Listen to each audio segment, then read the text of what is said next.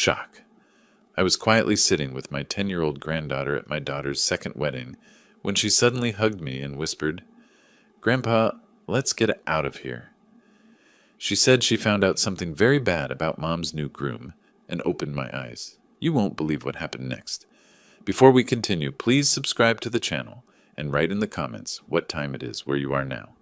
The study door slammed against the wall.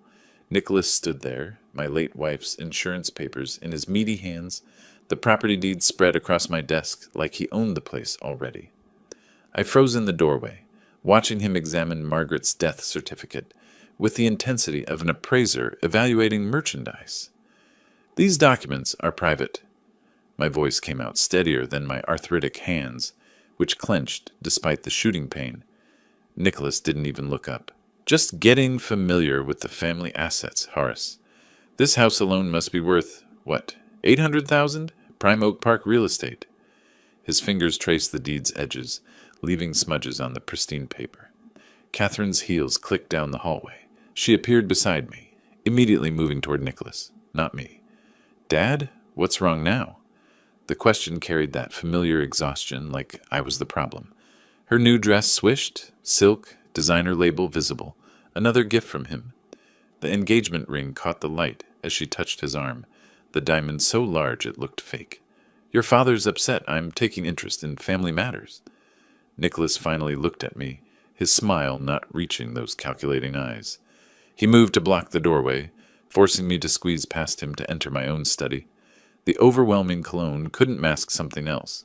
Stale cigarettes, sweat, something predatory. At dinner, my pot roast grew cold while Nicholas dominated every conversation. "When Catherine and I merge households, we'll need to discuss renovations. This place has potential, but it's stuck in the past." He cut me off mid-sentence about Margaret's garden plans, his fingers drumming against the table with impatience. Catherine poured her third glass of wine, not meeting my eyes. "The dining room alone could be opened up, walls knocked down, better flow for entertaining." Nicholas gestured broadly, nearly knocking over the water pitcher. "Of course, that's assuming you're still around to see it, old-timer." Catherine laughed. Too bright, too forced. "Nicholas, stop." But she didn't mean it. After dinner, I headed back to my study for my heart medication. Nicholas stood in the hallway, deliberately blocking the path. "Excuse me," I said. "You're excused." He didn't move. I tried to step around him. His hand shot out, palm flat against my chest, and shoved. Not hard enough to leave marks, but deliberate, purposeful. My back hit the wall, my hand scrambling for balance against the wainscoting. Catherine stood at the hall's end, saw everything, then turned toward the kitchen. "Catherine, I need to speak with you." I followed her, my hip protesting from the impact. She spun around before I could warn her properly. "I know what you're going to say. You don't like him. You didn't like James either. You don't like anyone I choose." The whine made her words sharper. "This jealousy, this pattern of trying to control my life. I'm 42 years old, Dad. This isn't about. I'm happy. Finally happy. Why can't you just be supportive for once?" She grabbed her purse from the counter, storms past me. Through the doorway, Nicholas's smirk spread like oil across water. The front door slammed. Their car roared to life, tires squealing slightly as they pulled away. I stood in my empty house, the floorboards creaking under my weight as I moved to the window. My hand found my phone in my pocket. I could call someone, but who? The police? And say what? That my daughter's fiancé pushed an old man? I set the phone down. The insurance papers were still scattered across my desk, Margaret's photo from the certificate staring up at me. Her intuition had always been better than mine. If she were here, she'd already know what Nicholas was, but she wasn't here, and I had to figure this out alone. The study felt violated, his presence lingering like a stain. I gathered the papers, returned them to the safe, but the damage was done. He'd seen enough. The house value, the insurance policies, the investment accounts referenced in the documents. Nicholas Harlan had taken inventory, and I was watching Catherine become his next acquisition. My medication bottle rattled as I opened it, hands trembling not from age but from rage. How many times could I fail to protect my daughter? With James, I'd ignored the signs. Now they were flashing neon, and Catherine had wrapped herself in willful blindness. Tomorrow I'd need a better plan than confrontation. The Cloud Gate sculpture reflected hundreds of tourists, but I spotted Edith's red backpack immediately. She was running, unusual for my composed granddaughter. Her shoelace dragged behind her, backpack bouncing open, math textbook threatening to fall out. Other families drifted past us, normal grandmother picking up normal children, living normal lives we'd lost somewhere. Edith crashed into me, burying her face in my jacket, her arms wrapped around my waist, tighter than ever before, shoulders shaking. "Grandpa," just that word, muffled by fabric, but carrying weight that made my chest tighten. "Let's walk, sweetheart." I guided her away from the crowds, toward Crown Fountain. She gripped my hand with both of hers, knuckles white. Every few steps she glanced over her shoulder, searching for something, or someone. The pretzel vendor knew us. Same cart every week for 2 years. "The usual?" he asked.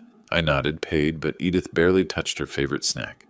The salt crystals fell onto the pavement as her hand trembled. An unexpected May wind cut through the park, and she shivered despite her school sweater. We found a bench near the fountain, water streaming down the LED faces. Edith dug into her pocket, producing a crumpled paper. Phone numbers in angular handwriting, Nicholas's handwriting. "I found this in Mom's office trash. He was on the phone last night with someone named Victor." Her voice cracked. "And before that, someone named Lena. They were talking about timeline and percentage and something about making her sign before she realizes." The paper shook in her small hands. 3 numbers, area codes I didn't recognize. "When did you—" "2 nights ago. Mom was at her book club. Nicholas didn't know I was home." Tears rolled down her cheeks. "He was in her office taking pictures of her folders. The ones about her company. The bank stuff she keeps locked up." "Edith, has he—" I chose words carefully. "Has he hurt your mother?" She pulled her knees to her chest.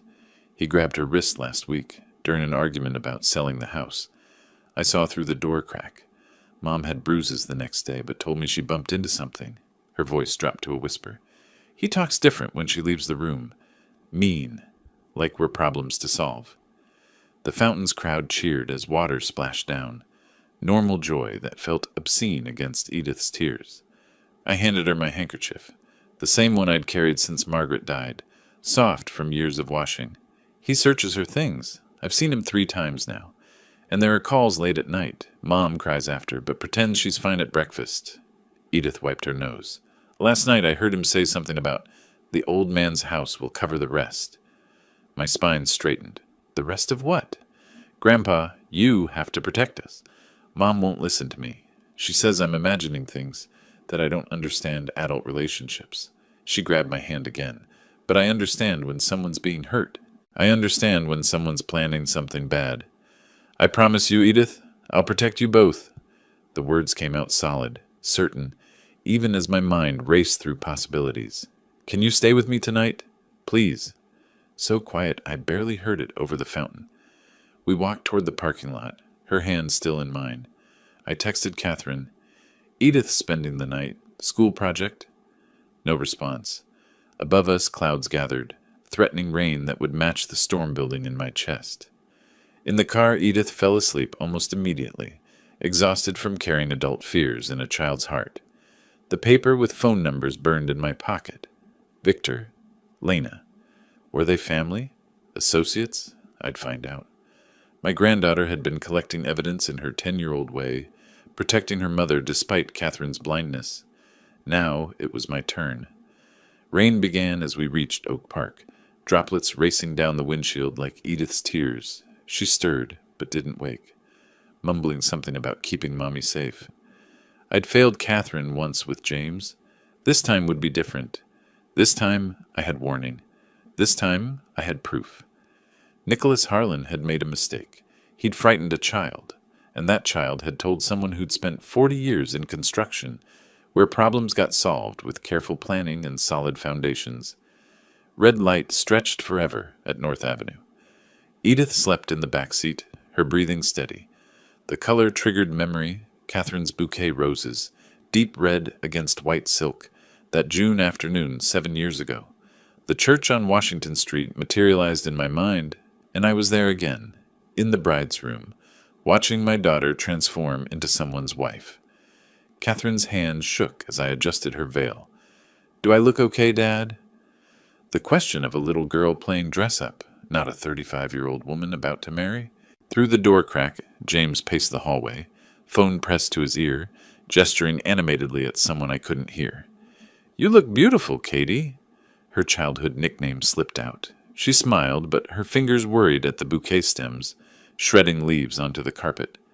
Margaret's voice echoed from that last month before cancer took her. "That James doesn't look at our daughter, Horace. He looks at what she has."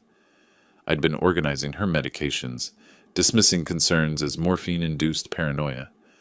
"Mark my words," she'd whispered. "He's calculating something." But I'd convinced myself Margaret was wrong. People in pain see darkness everywhere. The processional music started. Catherine's grip on my arm tightened enough to wrinkle my jacket. The 100-year-old church stretched before us, afternoon light painting rainbows through stained glass across the aisle. James waited at the altar, and when Catherine appeared, his expression shifted, satisfaction spreading across his features, like he'd just closed a business deal. Every step felt wrong. Catherine's fingers dug deeper into my arm. When we reached James, I had to physically place her hand in his, her reluctance so strong I nearly pulled her back. But I didn't. I gave my daughter to a man whose eyes were already calculating property values. The reception blurred past, James's best man joking about hitting the jackpot, Catherine's forced laughter, James's parents cornering me by the bar. Margaret left Catherine quite an inheritance, didn't she? Smart of James to wait until after. They'd stopped, realizing their mistake. Then by the bathroom, James, on his phone again. "Investments secured. Just need to wait the appropriate time before liquidation." I'd convinced myself he meant his actual job, not my daughter's trust fund. Green light, present crashed back. We were home, my Oak Park driveway dark except for the porch light I'd left on. Edith stirred but didn't wake as I lifted her from the car. She weighed nothing, just like Catherine at 10, carried inside after late nights at the construction sites, where I'd bring her during summer breaks. But the weight of responsibility, that had multiplied exponentially. Edith's arms wrapped around my neck instinctively. "Don't let him hurt Mommy," she mumbled into my shoulder, still asleep, still trusting I could fix this. "Never," I whispered to my granddaughter, to Margaret's memory, to the ghost of my younger self who'd handed Catherine over to James, despite every instinct, screaming, "Stop." My phone buzzed. Catherine. "How dare you take my daughter without permission? This is kidnapping. Nicholas is driving me over right now to get her." I carried Edith inside, her school uniform rough against my arms. The same arms that had walked Catherine down that aisle, that had failed to pull her back from James, that had taken 2 years to extract her from that marriage. James had only wanted money. The bruise on Catherine's wrist, the fear in Edith's eyes. Nicholas wanted more than that. The front door locked with a solid click. Let them come.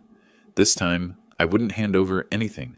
This time, I'd learned that mothers' intuitions outlive them, that daughters' blindness could be willful, and that sometimes a grandfather's promise to a sleeping child meant war. Nicholas Harlan had revealed himself as more dangerous than James ever was. James was a thief. Nicholas was something worse, the kind of predator who enjoyed the hunt as much as the prize. But predators make mistakes when they underestimate their prey. I settled Arath into the guest room, Margaret's old sewing room now bright with spare blankets, and the stuffed elephant she'd forgotten last visit.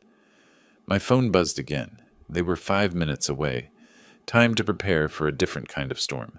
Steam curled from the hot chocolate, and suddenly I was back in Catherine's apartment 3 years ago, watching different steam rise from coffee neither of us could drink. The memory hit as Edith worked on her math homework, her pencil scratching angrily across Nicholas's name she'd written in the margin. "Grandpa, what's 12 times 8? Her voice pulled me partially back. 96, sweetheart. But I was already slipping into that March night in 2022. Catherine's door had been ajar at 2 a.m., wrong in every way. Inside, chaos. James's suits flung across furniture, wedding albums torn apart on the floor.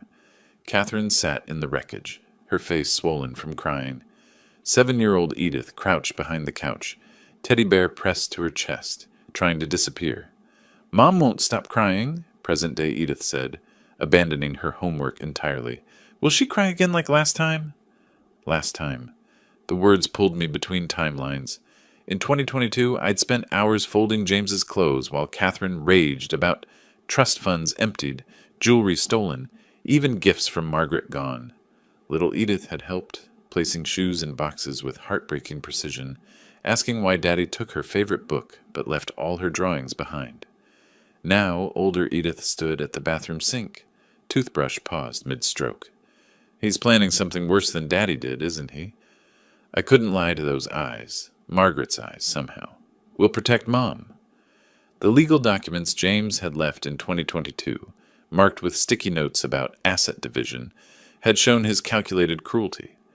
$50,000 vanished from Catherine's business account. The lawyer's warning about gambling debts. Catherine refusing therapy, insisting she was fine. Time for bed, I said, guiding Edith to Benjamin's old room. She gripped my hand as I tucked her in. I heard Nicholas on the phone tonight, she whispered. He said, the old man won't be a problem much longer. My blood chilled, but I kept my face calm, smoothing her hair like I had that night in 2022 when she'd padded out in pajamas, curling against me on Catherine's couch. Will Daddy come back? She'd asked then. Now she asked nothing, just held my hand until sleep took her. At my computer, I searched Nicholas Harlan, Chicago. Nothing official appeared. Too clean, deliberately scrubbed. My finger hovered over Catherine's contact. 11 p.m. blinked on the screen. A creak made me turn. Edith stood in the doorway, Margaret's handkerchief clutched in her small fist.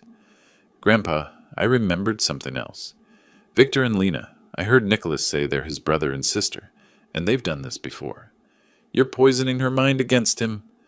Catherine's wine sloshed as she paced her apartment, those designer heels Nicholas bought, clicking like a countdown. I'd been here 10 minutes, and already she'd moved our family photo behind their engagement portrait. Edith's scared, Catherine. She heard what you wanted her to hear. Catherine snatched the paper with phone numbers from my hand, the one Edith had saved. Her lawyer's eye scanned it before she laughed. Sharp, bitter. You coached my daughter to spy, used her against me? The wine glass slammed down. The stem cracked but held. He pushed me, Catherine. He grabbed your wrist hard enough to bruise. Her face flushed. Nicholas gets passionate. That's what real men do. They feel things.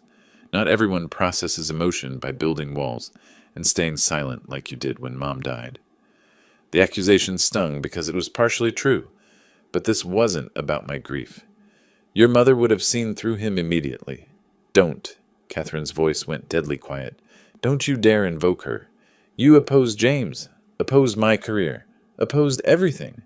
Benjamin fled to Seattle because of your controlling nature, and now you're trying to destroy the first real happiness I've had since James stole $50,000. Since you let me marry him. The words exploded out. Where was this protection then? Where was this concern when I actually needed it? Through the kitchen doorway, I spotted Nicholas's things already colonizing the space. Expensive watch on the counter, suits in the closet, a new security panel blinked by the door. Catherine's workspace had been transformed, business files boxed up, desk cleared like she was already surrendering her independence. He's isolating you. Can't you see? What I see is a father who can't let go. Nicholas warned me about this. He said you'd escalate, that you're showing signs of decline. She touched her engagement ring obsessively, twisting it. Maybe it's time we discussed assisted living. The threat landed like ice water. You'd put me in a home? I'd do what's best for everyone.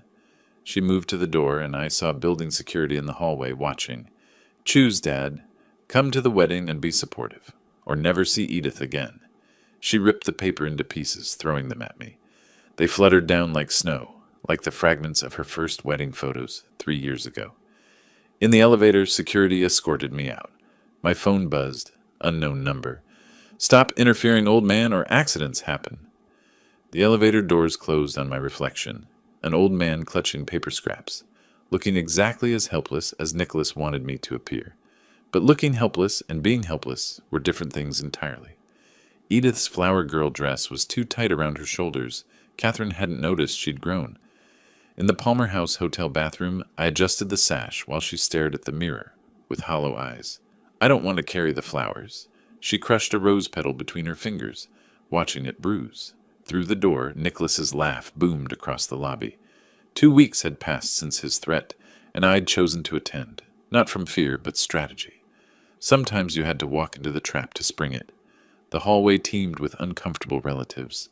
Aunt Martha whispered to her husband about unseemly haste. Nicholas's family clustered near the ballroom entrance, all wearing identical expensive watches, speaking in low voices.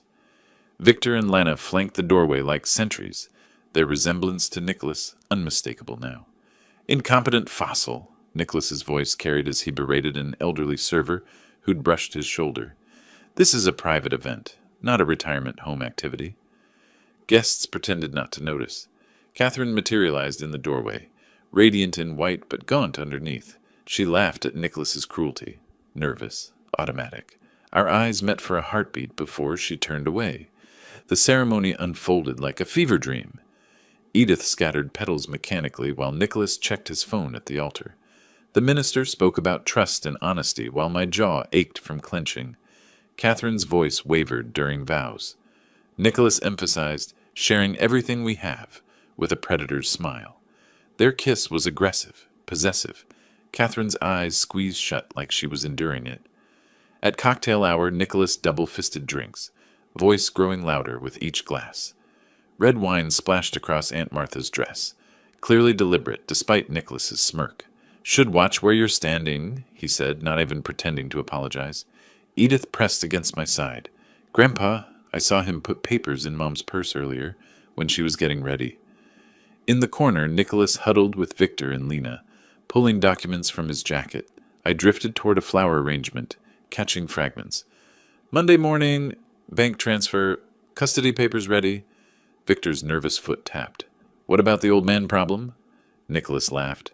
"After tonight, he'll be completely discredited. Lena's been documenting everything." The photographer called for family photos. Nicholas gripped Edith's shoulder for the unity shot, his fingers digging in until her eyes watered. "Smile," he hissed when the photographer looked away. "You're ruining my perfect day." Edith broke free, her dress catching on a chair, tearing. She ran to me as the band announced the first dance. The lights dimmed. Catherine moved toward Nicholas like a sleepwalker. "Grandpa, now, please." Tears rolled down Edith's cheeks. The music swelled, their song, whatever it was, drowning out thought.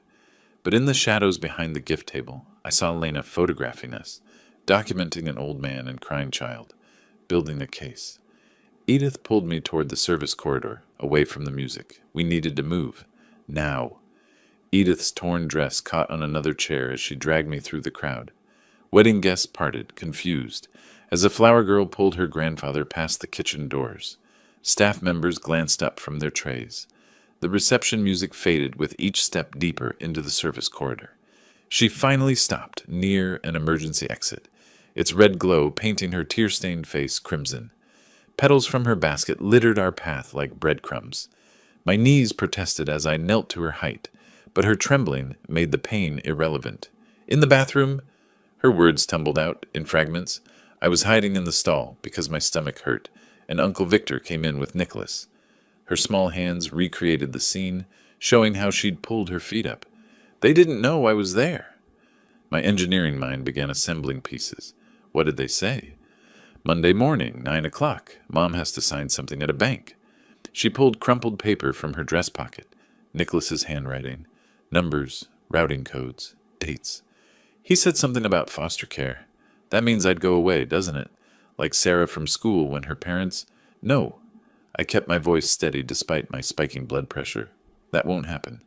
He said you're too old to fight him. That by Monday you'll be in a home, and Mom will be somewhere else, and I'll be with strangers. Fresh tears spilled. He laughed when he said it. The paper in my hand showed more than a child could understand. Wire transfer amounts, offshore account numbers. But Edith had understood enough. She'd been collecting evidence for weeks with the dedication of a 10-year-old detective. Her phone appeared, showing blurry photos of documents from Nicholas's briefcase. I took these when he was yelling at Mom, and these when he left his laptop open. Screen after screen of evidence collected by a frightened child, trying to protect her mother. Mom gave me this phone for emergencies. This is an emergency, right? Yes, sweetheart. This is exactly that. She sobbed fully then, asking the question I dreaded. Will Mommy disappear like Daddy did? No. I pulled her close, feeling her whole body shake. I promise. You fixed our sink when it broke. You built my treehouse in one weekend. She pulled back, looking at me with Margaret's eyes. Such faith, it crushed me. You can fix this too.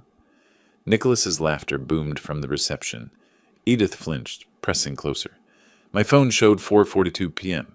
She whispered, They said 7 o'clock for something important. That's soon. Voices approached. Nicholas calling for Edith, demanding more photos. I stood, decision crystallizing. Edith grabbed my hand, her grip desperate. What do we do? The men's bathroom door stood 10 feet away. First, I said, spotting a large potted plant where she could hide but watch. We get proof. I positioned Edith behind the massive fern, her white dress barely visible through the fronds. My phone already recording in my shirt pocket, I pushed through the bathroom door. Empty. But not for long. Nicholas's voice boomed closer, Victor's nervous laugh following. I entered the farthest stall, standing on the toilet, knees screaming. Through the gap above the partition, I positioned my phone. They entered like they owned the place. Nicholas checked, under stalls, while Victor locked the main door. Paranoid much? Victor asked. Careful. Nicholas washed his hands, examining his reflection. Monday timeline is critical. 9 a.m. Catherine signs the transfers, thinking it's for the honeymoon property. Noon, documents get planted in her office. 3 p.m., anonymous IRS tip goes out. What about contingencies? Lena has duplicates of everything. Friend at Child Services is ready. 1 call and the kids in emergency custody. Catherine already signed the papers. Thought she was being romantic, giving me power of attorney for our new life together. His laugh echoed off tiles. $3.2 million for the firm, another $800K in her portfolio, house equity, $450. We'll be in Costa Rica by July. Victor's shoe tapped nervously. The old man? After tonight, everyone will know he's losing it. Already told Catherine's friends about his episodes. If he keeps pushing... Nicholas's voice dropped. Construction accident. Old men fall off ladders all the time, especially ones who spent 40 years on job sites. My hand trembled. The phone nearly slipped. Like Denver? Victor asked. Patricia. Same setup. She's doing 15 to 20 now. Nicholas dried his hands. Though she was smarter than Catherine, at least she questioned things before signing. A sound escaped me. Knee buckling, foot scraping. Both men froze. Footsteps approached my stall. The handle rattled. I held my breath, phone still recording. Nicholas's breathing was audible through the door. Probably that drunk uncle. They left slowly, their voices fading. I waited a full minute before moving. The recording showed 4 minutes, 37 seconds of clear audio. I uploaded it to cloud storage, emailed Benjamin, drafted a message to Detective Morrison, an old friend from Margaret's accident investigation. Edith stood exactly where I'd left her, relief flooding her features. Did you get it? I nodded, checking the time. 4:52 p.m. Grandpa, she pointed toward the reception. Mommy's looking for you. Catherine approached with Nicholas behind her, his hand possessively on her shoulder, her face flushed with anger, wedding dress swishing. I palmed my phone as Edith squeezed my hand in warning. What are you doing? Catherine's first words were already accusatory. Skulking around corridors with my daughter? Catherine dragged me into an empty conference room, her grip surprisingly strong. Nicholas followed, closing the door on Edith's frightened face. You're ruining everything, Catherine's voice cracked. Traumatizing Edith, creeping around like some stalker. The staff told me you were in the bathroom for 10 minutes. What were you doing? Nicholas stood behind her, hand on her shoulder, that satisfied smirk spreading. I tried to speak, but Catherine steamrolled forward. You hate that I'm happy. You hated James. You hate Nicholas. You'd hate anyone who... Patricia, in Denver. I watched Nicholas's face change, just a flicker before his mask returned. What? Catherine paused. Your father's been researching me online. Nicholas's voice oozed concern, creating fantasies. Catherine, I think we need to discuss his mental state. I pulled out my phone. I have a recording. Catherine snatched at it. Nicholas accidentally knocked it from my hands. The phone skittered across the floor, my arthritis preventing quick retrieval. Nicholas stepped on it while helping, the screen cracking audibly. "You're recording us?" Catherine's face went white. "Have you completely lost your mind?" "Dr. Morrison?" Nicholas produced a business card. "Geriatric psychiatrist, friend of mine. I think an evaluation might be necessary. This paranoid behavior, following people, secret recordings, frightening children." Catherine nodded slowly. "He has been forgetting things. Last week he called me Margaret." I hadn't. Never once. "The papers you signed," I started. "The honeymoon surprise you're trying to ruin?" She laughed bitterly. "Nicholas warned me you'd escalate. I didn't want to believe it. You're banned from the reception." Her voice turned cold, Margaret's warmth completely gone. "Security will escort you out. If you don't leave quietly, Judge Harrison is here. He'll sign a restraining order tonight." Nicholas leaned close. "Already asked security to monitor for disruptions. Your granddaughter stays here." I retrieved my phone, screen cracked but functional. The recording remained intact. Catherine opened the door where a security guard waited. Edith stood in the hallway, tears streaming. "Mommy, please." "Not now, sweetheart." Catherine pulled Edith away as security approached. Nicholas leaned close enough that I smelled his cologne mixed with champagne. "7 o'clock, old man. Tick-tock." The security guard's hand found my elbow, firm but not rough. Through the doorway, the reception continued. Nicholas raising a toast glass, Catherine forcing a smile. My phone showed 5:08 p.m., less than 2 hours. A text buzzed through the cracked screen.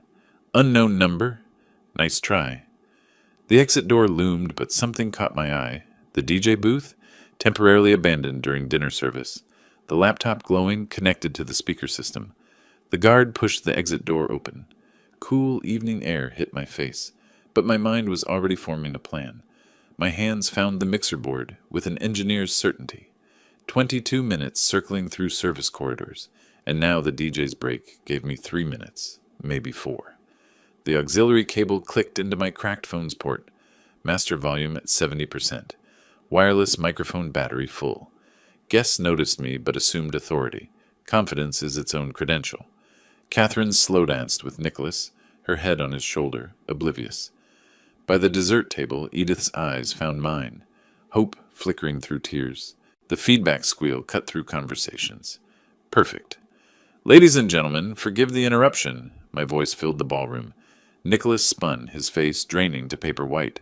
Catherine lifted her head, confused. "I have a wedding gift for the happy couple. The truth about Nicholas Harlan." Security started moving, but Aunt Martha's walker blocked their path. "Let him speak." Others echoed agreement. They'd sensed the wrongness, too. "Edith, sweetheart, cover your ears. Count to 100. She obeyed instantly. Small hands pressed tight, eyes squeezed shut. Parents pulled their children close instinctively. "What you're about to hear is a recorded criminal conspiracy." I pressed play. Nicholas's voice flooded the ballroom through speakers worth more than my pension. Monday morning, 9 a.m., Catherine signs the transfers thinking it's for the honeymoon property. Noon, documents get planted. 3 p.m., anonymous IRS tip. Gas rippled through the crowd. Catherine's face transformed. Confusion, recognition, then pure horror. 3.2 million for the firm, 800K portfolio, house equity 450. Patricia, in Denver's doing 15 to 20 now. Nicholas lunged for the booth. Uncle Robert, Catherine's ex-Marine cousin, clotheslined him effortlessly. The recording continued. "Old men fall off ladders all the time." Pandemonium. Phones emerged, recording everything. Someone shouted for police. The wedding photographer switched to documentary mode, capturing Nicholas pinned by groomsmen.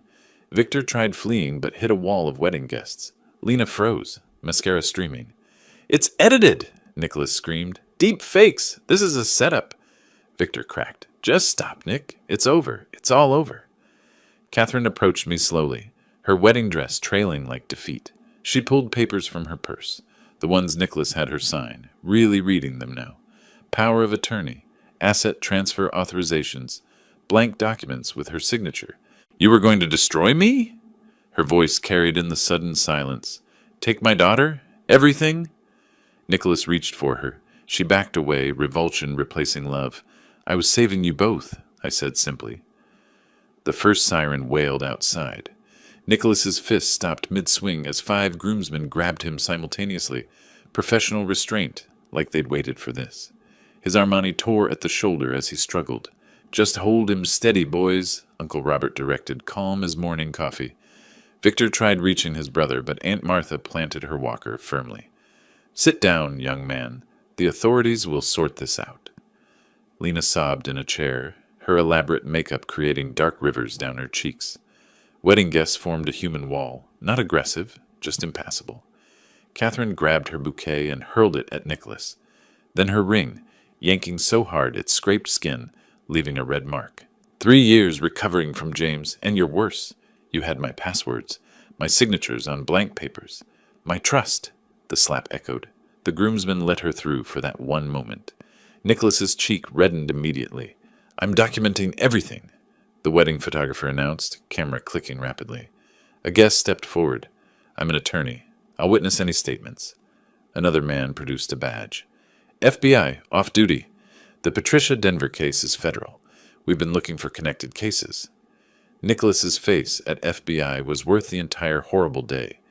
Victor immediately raised his hands. I'll cooperate fully. I have records, emails, everything. Shut up, Nicholas snarled. No, Nick, no more. 3 police units arrived. Officers entered carefully, assessing the controlled chaos. The lead officer recognized the FBI agent, getting a rapid briefing. I handed over my phone with the recording. Multiple guests offered their videos. This is entrapment, Nicholas shouted as handcuffs clicked. I want my lawyer. It's all true, officers, Victor said quietly. The plan, the previous victims, everything. I'm sorry. Catherine collapsed into my arms. First real hug in 3 years. Daddy, I'm so sorry, so blind. Just like with James, but worse. You're safe now. That's what matters. Edith ran to us, and we stood there, 3 generations embracing while police processed a crime scene that had been a wedding. Catherine, baby, you know I love you, Nicholas called as officers led him past the abandoned cake. You love my money, she replied flatly. You never even knew my middle name. The crowd actually applauded. Victor and Lena were cuffed next, heads down, designer shoes clicking against marble. The FBI agent handed me his card.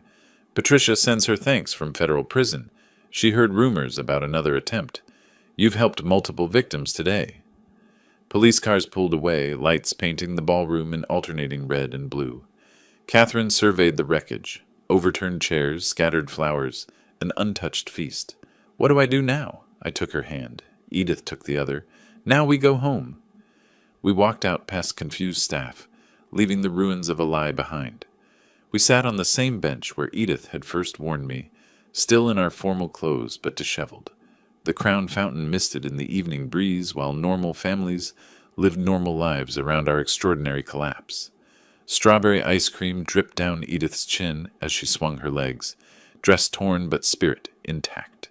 Catherine spoke efficiently into her phone.